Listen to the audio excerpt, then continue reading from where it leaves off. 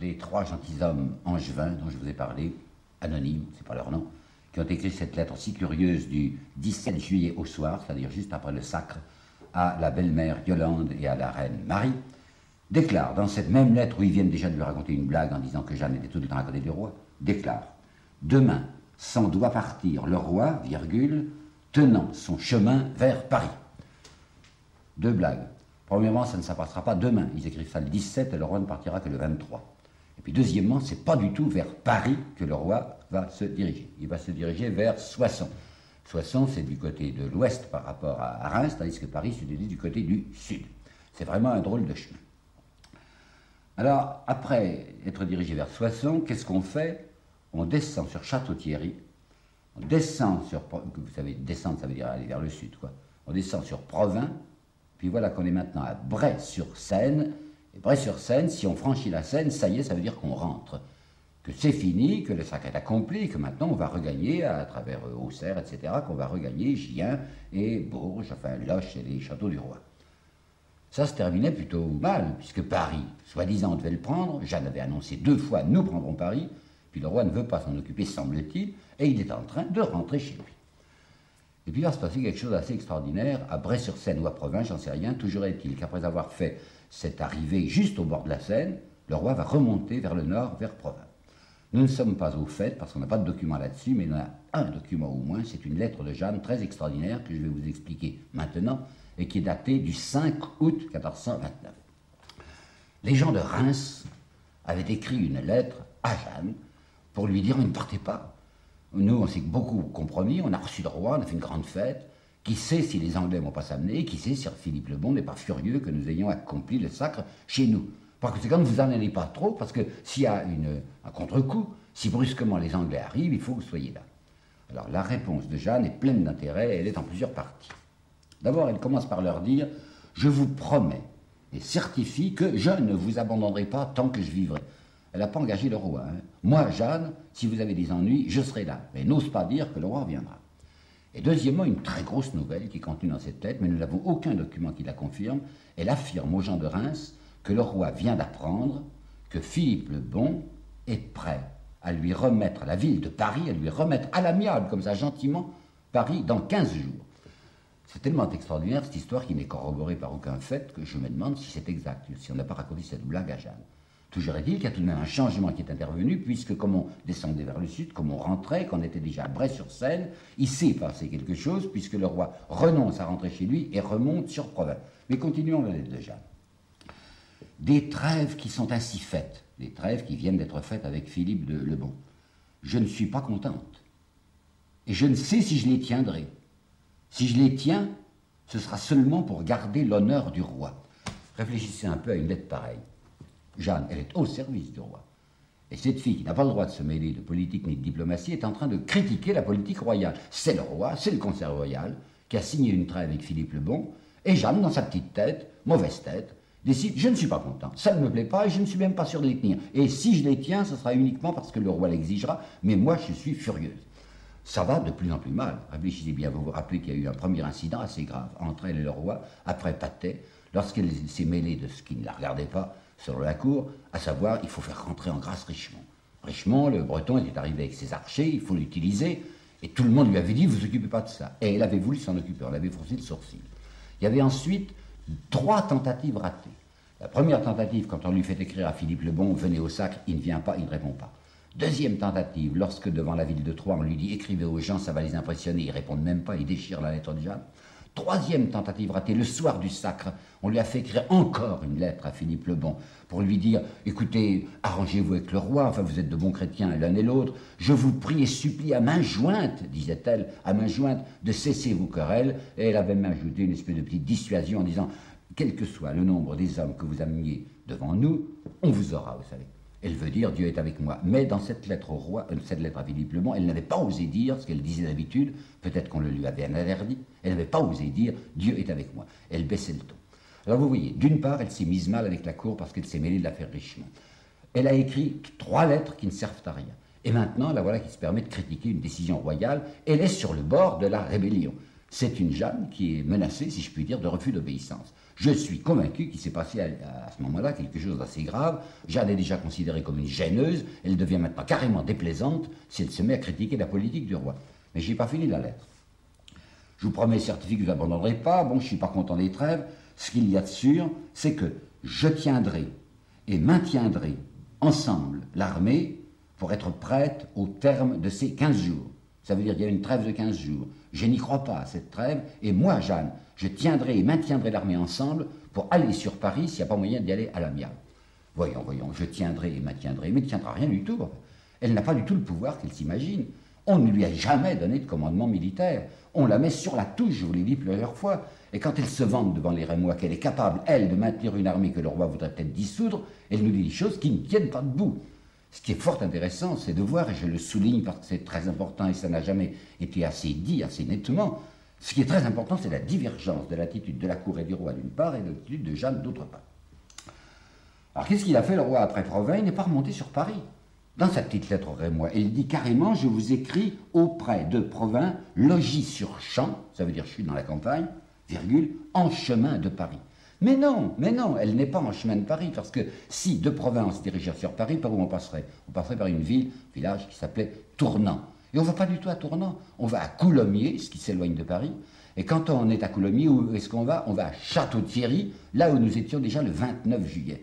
Par conséquent, le roi ne se rapproche absolument pas de Paris, il est en train de s'en éloigner. Et c'est à Château-Thierry que le roi va recevoir brusquement quelque chose, je suppose qu'il n'attendait pas, un cartel, comme on disait à l'époque, ou un défi, si vous voulez, une lettre extrêmement violente, que je vais vous lire, de Bedford, le régent anglais. J'ai dit la dernière fois que les Anglais avaient eu un renfort considérable. Les fameux anti-hussites, 3500 soldats, peut-être même plus, que le cardinal de Winchester avait réunis, et au lieu de les consacrer à la guerre contre les hussites, il va la consacrer à la guerre contre Charles. Donc le roi d'Angleterre a cette fois des troupes. Et comme il a des troupes, il veut en finir, une bonne fois, il va se risquer sur le terrain, et il va convier le roi Charles VII à se battre. Vous savez, la grande formule médiévale, si nous allons régler ça entre hommes sur le terrain, on est entre gens qui savent vivre, c'est des princes, les princes n'ont pas l'habitude de se prendre eux-mêmes aux cheveux, ils ne vont pas s'étriper personnellement, ils ont un certain nombre de mercenaires qui se battront à leur place. Mais enfin, c'est une espèce de jugement de Dieu. Ce qu'on appelle le jugement de Dieu au Moyen-Âge, vous savez, c'était le meilleur gagnera, c'est-à-dire que celui qui aura la victoire, c'est celui avec lequel Dieu sera. Et bien le voilà, le cartel. Il est très amusant parce que je pourrais vous dire, en sautant les siècles, qu'il y a un certain ton dans cette lettre du régent anglais, un certain ton que j'appellerais le ton Bismarck. Voyons, qu'est-ce que ça veut dire ça? Pendant la guerre franco-prussienne de 70, Bismarck avait été furieux de voir qu'après que l'armée régulière ait été écrasée, il y avait une sorte de résistance qui s'organisait dans le pays. C'était un nommé Gambetta, vous savez peut-être, qui avait essayé de rassembler la force française, qui était encore très grande, et Bismarck essayait de répéter partout, c'est la faute à ce Gambetta, c'est la faute à la résistance, si on continue. Nous, on ne veut que la paix. Je comprends bien, puisque t'es victorieux. Et il disait même, ce monsieur Gambetta fait un mal épouvantable à la France, puisqu'il continue la guerre, et une guerre c'est toujours extrêmement pénible pour les populations, tandis qu'il n'y aurait qu'à s'arranger. C'est là la même chose qu'avait sorti le Bedford. Et il a écrit au roi, ayez pitié, écoutez ce ton hypocrite, ayez pitié et compassion du pauvre peuple. Par votre faute, continueront pilleries, rançonnements, oxysions et dépopulation. Alors qu'est-ce que ça veut dire ça? C'est exactement comme si quelqu'un est attaqué par un bandit, le bonhomme attaqué se défend, et le bandit lui dit, je te fiche des coups, hein, c'est bien ta faute, parce que si tu étais gentil, si tu te donnais tranquillement ta bourse, eh ben, tu ne dégusterais pas comme tu dégustes. C'est exactement le langage que lui tient le roi Bedford. Alors voyons, soyez gentils, laissez-moi la France, puis comme ça vous serez tranquille et les populations ne s'ouvriront plus. 1, 2. Les Anglais sont vraiment embêtés déjà. Hein. Ça les exaspère, ça les inquiète. Parce qu'à 2 reprises, Bedford va parler de cette petite Jeanne. C'est même curieux de penser que le roi, à ce moment-là, notre roi, le roi de France, Charles VII, s'intéresse de moins en moins à Jeanne et que les Anglais s'y intéressent terriblement parce qu'elle leur fait peur. En effet, dans ce défi, il y a ceci. Vous faites séduire et abuser le peuple ignorant. Vous vous aidez de gens superstitieux et réprouvés comme cette femme désordonnée et diffamée qui se montre en habit d'homme et dont la conduite est dissolue. Les Anglais tiennent beaucoup à appeler Jeanne une putain alors qu'elle n'est absolument pas, mais il est entendu de dire que c'est une femme dissolue.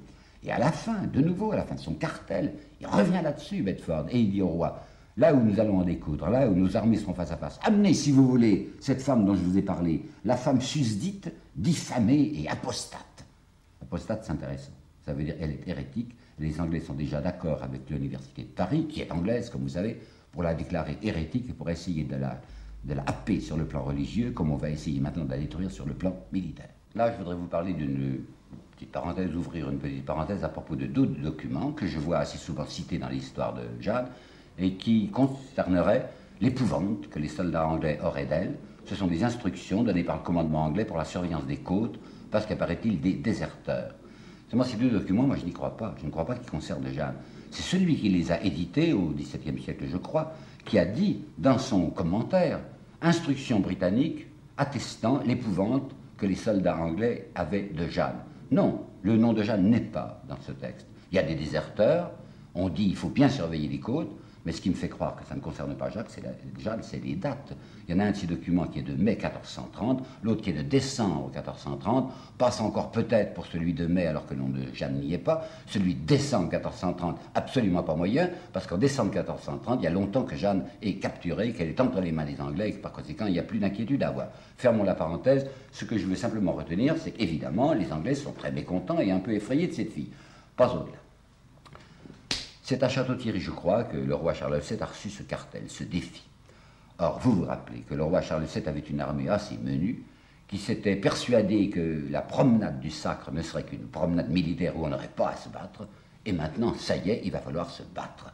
Il n'aime pas ça du tout, le roi, et il se souvient de Verneuil, il se souvient de Rouvray, s'est entendu devant Orléans, on a réussi, mais est-ce que c'est sûr qu'on réussira comme un pâté? Il est, si j'ose dire, il est salement embêté.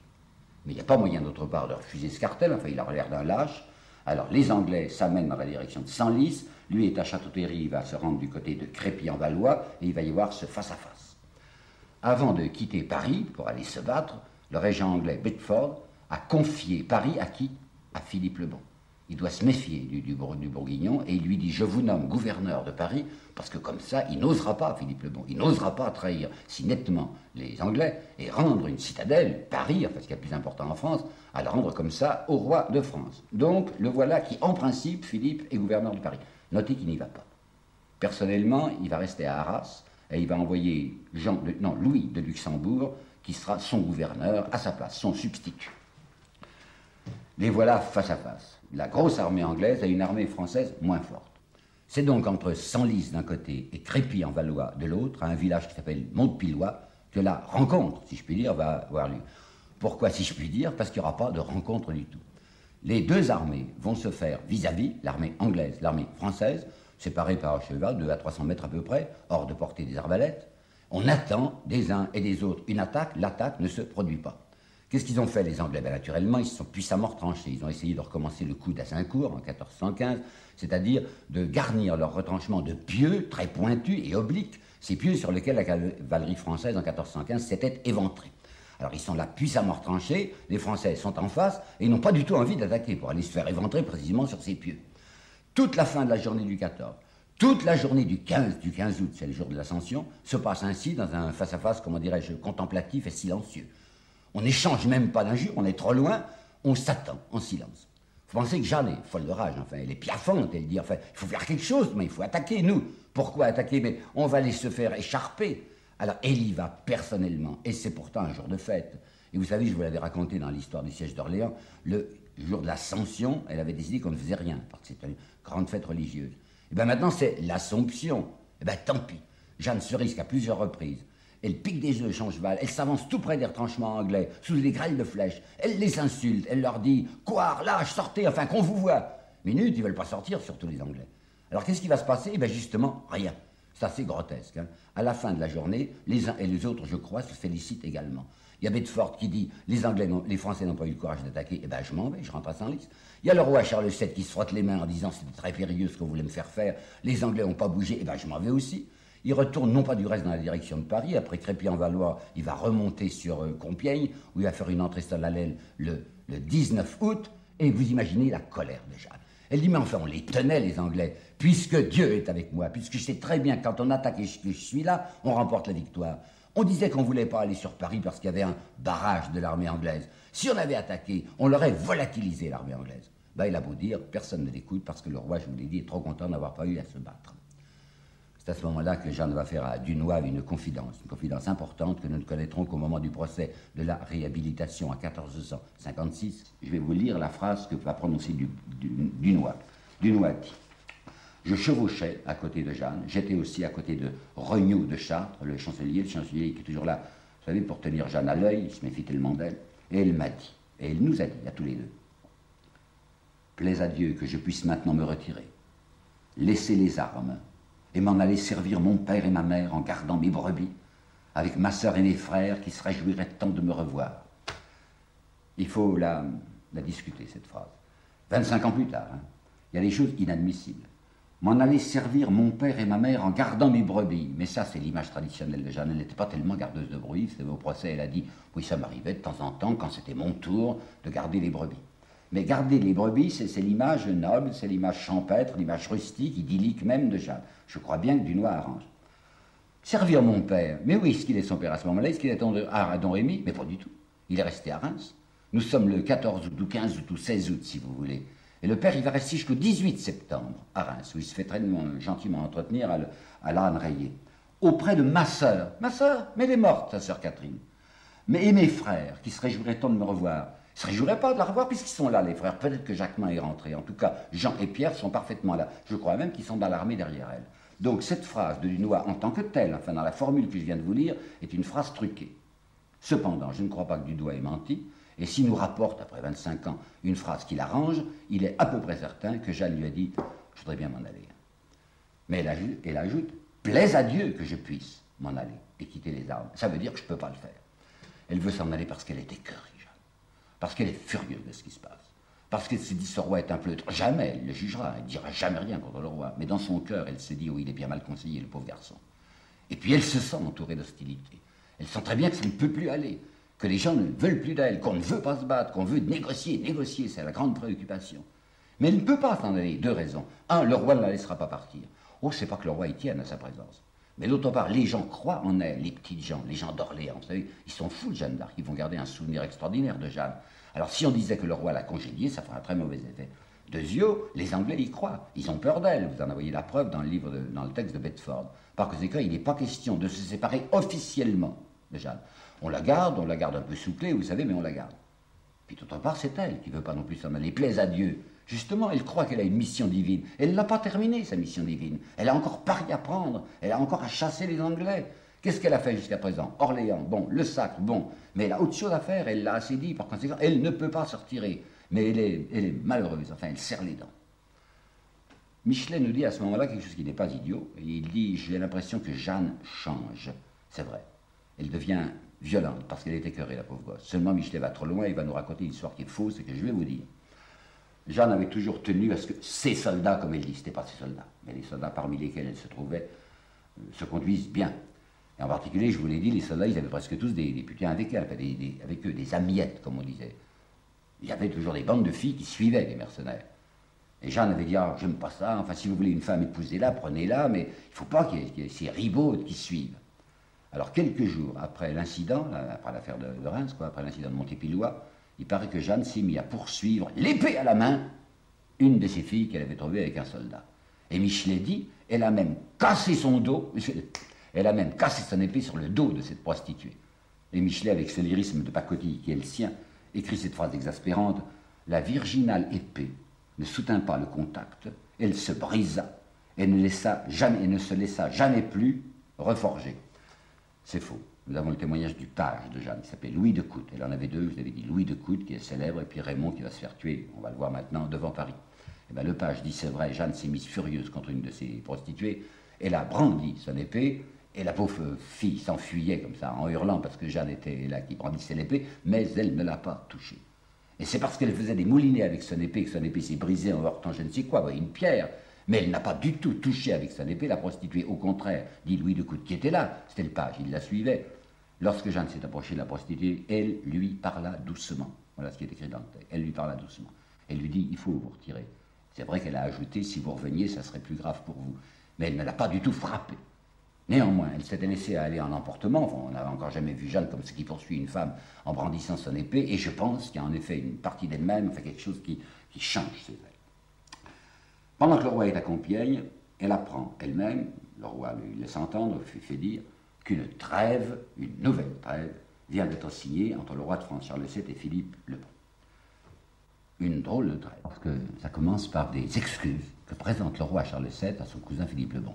Tout de même assez gros, hein, que le roi de France s'excuse auprès d'un de ses vassaux. Mais de quoi s'agit-il? C'est la fameuse histoire de Montreux. Je vous l'avais raconté là, le premier jour. En 1419, sur le pont de Montreux, le dauphin Charles VII, il se prenait pour dauphin à ce moment-là, avait voulu faire une discussion avec Jean sans Peur, le père de Philippe le Bon, et les hommes de Charles VII avaient tué Jean sans Peur. Alors ça restait, vous savez, comme un souvenir terrible, enfin une blessure chez Philippe le Bon, et le roi de France estime que c'est nécessaire de lui demander pardon. Bon, passons, quoi. Humiliation du roi. Mais surtout, voilà maintenant Charles VII qui restitue à Philippe le Bon toutes les villes passages de l'Oise, toutes les villes clés qui permettent le passage de l'Oise, y compris Compiègne. Et le 19 août, je viens de vous le dire, il avait fait une entrée, le roi, une entrée solennelle à Compiègne. Et bien maintenant, il dit, je vous le rends, je vous rends Compiègne, moi je me retire de Compiègne. Les gens de Compiègne, du reste, ne vont pas accepter du tout. C'est le roi qui perd dans cette trêve, qui perd complètement, il perd même la face, puisqu'il s'humilie devant Philippe le Bon et il lui donne des choses, il lui rend des choses qu'il avait lui-même possédées, le roi. Et puis surtout, alors il y a la clause finale au sujet de Paris. Je vous ai dit qu'à propos du 5 août, à Provins, là, quand on était reparti de Bray-sur-Seine et remonté sur Provins, il avait dû se passer quelque chose de bizarre. Jeanne ayant dit, dans sa lettre au Rémois du 5 août, Philippe le Bon est décidé à remettre Paris à l'amiable. Il n'avait rien mis du tout. Les Anglais lui avaient donné le gouvernement de Paris. Et maintenant, qu'est-ce qu'on dit dans cette trêve? On dit ceci. Quant à Paris, la ville est hors de la trêve. Hors de la trêve. Ça veut dire quoi? Ça veut dire qu'on a la permission de se battre devant Paris. Comme si, Philippe le Bon disait au roi de France, écoutez, moi je veux bien, je ferme les yeux, essayez, j'y suis pas dans Paris, c'est Louis de Luxembourg qui y est. Essayez de prendre Paris, si jamais vous prenez Paris, je dirai aux Anglais, c'est pas ma faute, moi j'ai essayé de le défendre, mais les Français ont été les plus forts. C'est une clause étrange. Ce Paris hors de la trêve, cette autorisation de se battre, donnée du bout des lèvres par Philippe le Bon, j'ai l'impression qu'il y a là quelque chose de mauvaise mine, de mauvaise allure, de mauvaise odeur, quelque chose qui ressemble à un guet-apens. Et un guet-apens contre Jeanne. Voyons, reprenons bien les choses. Jeanne vient de s'apercevoir qu'elle était considérée comme insupportable à la cour et que quelqu'un qui la soutenait jusqu'à présent d'une manière permanente, Yolande, la fameuse belle-mère du roi, n'est plus pour elle. Pourquoi? Yolande, elle a maintenant une préoccupation majeure. Elle a son fameux fils, René d'Anjou, c'est le duc de Bar, celui dont dépendait en somme Jeanne. Il a épousé la fille du duc de Lorraine. Il est le gendre du duc de Lorraine. Et il voudrait bien être le successeur du duc de Lorraine qui se fait vieux. Mais jusqu'à présent, Philippe le Bon, qui est très important, du côté de la Lorraine, vous savez, ça touche aux états de Philippe le Bon, s'y est opposé. Alors la Yolande, maintenant, elle a renversé, si je puis dire, la vapeur, et elle veut s'arranger le plus gentiment possible, enfin qu'on fasse tout pour que Philippe le Bon n'interdise pas à son fils René d'Anjou d'être le prochain duc de Lorraine. Jeanne, maintenant, non, elle est ennuyeuse. Elle veut toujours qu'on se batte avec Philippe le Bon. Il ne s'agit plus de se battre, il s'agit de négocier et d'être très, très, très, très gentil. Guet-apens. Il y a deuxièmement une affirmation que je trouve chez Bernard Shaw, vous me direz c'est rien, Bernard Shaw c'est un romancier, ou c'est un dramaturge, mais que je trouve aussi chez M. Thierry Monnier. Thierry Monnier a fait un livre sur Jeanne qui s'appelle Jeanne et les juges. Il a fait une très longue préface en 1951, et là, il rejoint la pensée de Bernard Shaw, qui est aussi la mienne. Bernard Shaw fait dire dans sa pièce, fait dire par Dunois à Jeanne, « Je ne suis pas si sûr que ça, qu'ils vous laisseront prendre Paris. Il en est, je crois, qui préféreraient que ce soit Paris qui vous prenne. » Et M. Thierry Monnier va dire, il se pourrait que l'échec de Jeanne devant Paris ait été désiré et préparé dans son propre camp. Mon idée à moi, c'est qu'effectivement, on va laisser Jeanne se risquer devant Paris. On va lui donner très peu d'hommes. On va à peine l'autoriser à se battre devant Paris. Et si jamais elle rate, c'est excellent. Parce qu'on pourra dire, mais voyons, d'après la loi même évangélique, on juge l'arbre à ses fruits. C'est ce qu'avait dit Gerson et c'est ce qu'avait dit l'évêque d'Amboise. On peut toujours utiliser Jeanne, on verra bien. Si elle réussit, c'est la preuve que Dieu est avec elle. Or, comme maintenant on va s'arranger pour qu'elle ne réussisse pas devant Paris, on pourra dire, ah, vous voyez bien que Dieu n'est pas avec elle, que c'est une illusionniste ou une petite menteuse, puisqu'elle a échoué. Et deuxièmement, j'irai encore plus loin, je ne suis pas sûr qu'on n'espère pas que Jeanne s'y fera tuer. Comme elle est très encombrante maintenant à la cour, si elle disparaît dans une gloire militaire, si elle tombe, comme on dirait aujourd'hui, au champ d'honneur, ça sera parfait. On pourra entourer sa mémoire de gloire et en même temps on sera débarrassé d'elle. Alors qu'est-ce qui va se passer physiquement et matériellement? Ben d'abord, avec d'Alençon, qui lui aussi est un homme énergique et qui voudrait prendre Paris, Jeanne et d'Alençon vont à Saint-Denis, faubourg de Paris donc, dès le 26 août, avant la conclusion de la trêve dont je viens de vous parler. Le roi, lui, s'est avancé un tout petit peu, il est à Senlis, mais il ne veut pas venir. Et tout de même, on n'ose pas attaquer avant la permission sérieuse du roi. Alors d'Alençon va aller 2 fois trouver le roi pour lui dire « Est-ce que vous venez, est-ce que vous venez pas ?» Saint-Denis était un village absolument dépeuplé. Quand on a vu arriver ce qu'on appelait les Armagnacs, tous les gens de Saint-Denis étaient allés se cacher dans les fortifications de Paris. C'était une ville morte, une ville déserte. On attend, le roi ne vient pas. Le 1er septembre, d'Alençon va jusqu'à Senlis pour dire « Sire, enfin, vous venez ?»« Oui, oui, je viens demain, 2 septembre, dit le roi. » Alors d'Alençon revient auprès de Jeanne et lui dit « C'est bien, le roi va être là demain. À Saint-Denis, on pourra attaquer. » Le roi ne vient pas. Le 2 septembre, le 3 septembre, le 4 septembre se passe, le roi reste toujours englué à son Senlis. Le 5 septembre, d'Alençon repart et remonte sur Senlis. Il n'emmène pas Jeanne avec elle. Notez bien, Jeanne sait bien que ce n'est pas la peine qu'elle aille auprès du roi, on ne la recevra même pas. Mais d'Alençon, grand personnage, sang royal, il y va. Alors cette fois, le 5 septembre, le roi lui dit « Bon, ben écoutez, oui, c'est d'accord, je vais venir. » Il ne dit pas quand. Il vient le 7. Nous sommes déjà le 7 septembre. Le 7 septembre, le roi étant à Saint-Denis, c'est-à-dire sous les murs de Paris, fait dire à Jeanne, ou laisse entendre à Jeanne, pas plus, qu'il ne verrait pas d'inconvénient à ce qu'elle fît sa tentative. Alors nous y voilà, 8 septembre, Jeanne va attaquer Paris. On lui a retiré un de ses pages. Vous savez qu'il avait 2 pages. Louis de Coute, qui était le page numéro 1, et puis un petit Raymond, dont on ne sait pas le nom. Louis de Coute, le roi le lui a retiré. Et on ne lui donne presque pas d'hommes. Il y a juste à côté d'elle, d'Alençon, une troupe qui dépend d'Alençon, il y a Gaucourt. Gaucourt, vous vous rappelez, c'était l'homme d'Orléans, le gouverneur d'Orléans, qu'elle avait appelé salaud et qui lui avait une dent très sérieuse. Et Gaucourt est là bien plutôt pour la surveiller que pour l'aider. Les gens de Paris, en revanche, ont des munitions en masse. Jeanne racontera que ça a été terrible, le déluge de flèches et de bombes, enfin qui sortaient des bombes, c'était des bombes en pierre, vous savez, qui sortaient des forteresses de Paris. Et nous n'avions presque rien. Où est-ce qu'elle porte l'assaut? À ce qui s'appelait à ce moment-là la porte Saint-Honoré. Et savez-vous qu'aujourd'hui, l'endroit où Jeanne a attaqué, c'est sur la place même du Théâtre Français. Le Théâtre Français, c'est en plein cœur de Paris. À ce moment-là, c'était une des portes. Alors, toute cette journée du 8, on se bat. Et le 8, qu'est-ce que c'est chez les catholiques, chez les chrétiens? Le 8 septembre, c'est la fête de la Nativité, c'est la fête de la Sainte Vierge. Une fête presque aussi importante que l'Assomption. Et on lui reprochera au procès, comment vous avez fait une opération de guerre un jour de fête religieuse? Et Jeanne dira, passez outre, c'est-à-dire je ne vous donne pas d'explication. Elle est tellement nerveuse, elle est tellement furieuse, elle se dit tellement, si j'emporte Paris, on est sauvé, enfin la France est sauvée, qu'avec le petit nombre d'hommes qu'elle a, et pas de munitions, et pas de renforts qui lui viennent, elle attaque du matin au soir. Et elle se fait blesser pour la seconde fois.